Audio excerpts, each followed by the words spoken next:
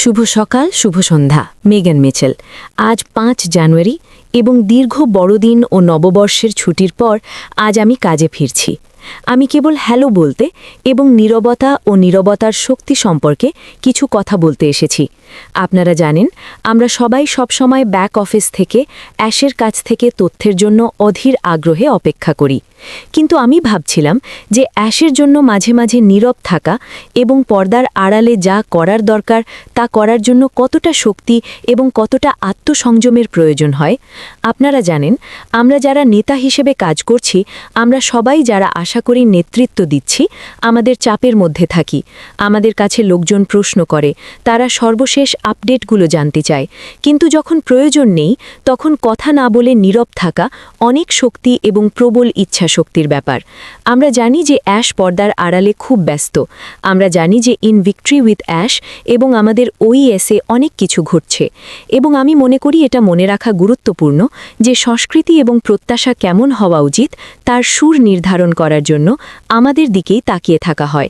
অবশ্যই আমরা সবাই সর্বশেষ তথ্য পেতে চাই, কিন্তু নেতা হিসেবে আমাদের কাজ হল ধৈর্য এবং বিশ্বাসের সুর নির্ধারণ করা এবং অবিচল থাকা, এমনকি যখন আমাদের প্রতিনিয়ত সবকিছু হাতে কলমে বুঝিয়ে দেওয়া হয় না তখনও।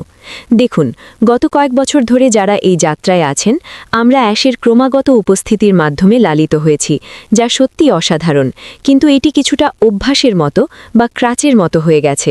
আমি মনে করি অ্যাশ আমাদের সবার কাছে এই প্রত্যাশা করছেন যে আমরা যেন এতটা দৃঢ় ইচ্ছাশক্তি সম্পন্ন হই যাতে আমাদের সবসময় সবকিছু হাতে কলমে বুঝিয়ে দেওয়ার প্রয়োজন না পড়ে।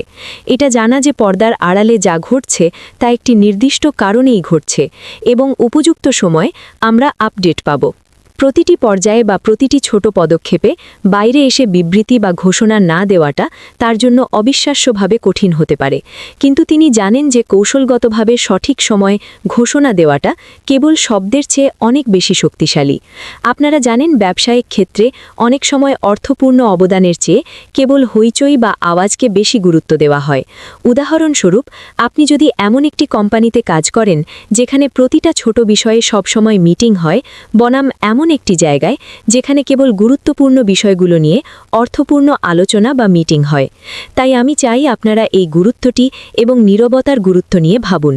কিভাবে নীরব থেকে আত্মবিশ্বাসী ও অবিচল থাকা এবং পর্দার আড়ালে যা ঘটছে তার উপর আস্থা রাখা এক ধরনের প্রবল ইচ্ছাশক্তির পরিচয়। আমি মনে করি আমাদের এটা মনে রাখা দরকার যে অন্যদের জন্য সেই সুর বা মানসিকতা তৈরি করার জন্য আমাদের দিকেই দেখা হচ্ছে। আমি মনে করি এটি গুরুত্বপূর্ণ কারণ মাঝে মাঝে আমাদের কেবল আত্মবিশ্বাসী হওয়া এবং অন্যদের কাছে সেই আত্মবিশ্বাস ও ধৈর্য প্রকাশ করা প্রয়োজন।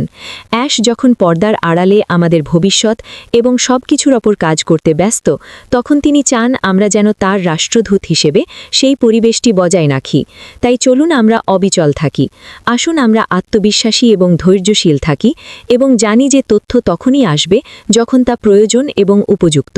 মনে রাখবেন যে মাঝে মাঝে নীরবতা সত্যিই অনেক মূল্যবান এবং আমরা সবাই ঠিক সেখানেই আছি যেখানে আমরা থাকতে চাই এবং যেখানে ইন ভিক্টরি উইথ অ্যাশে আমাদের থাকা প্রয়োজন।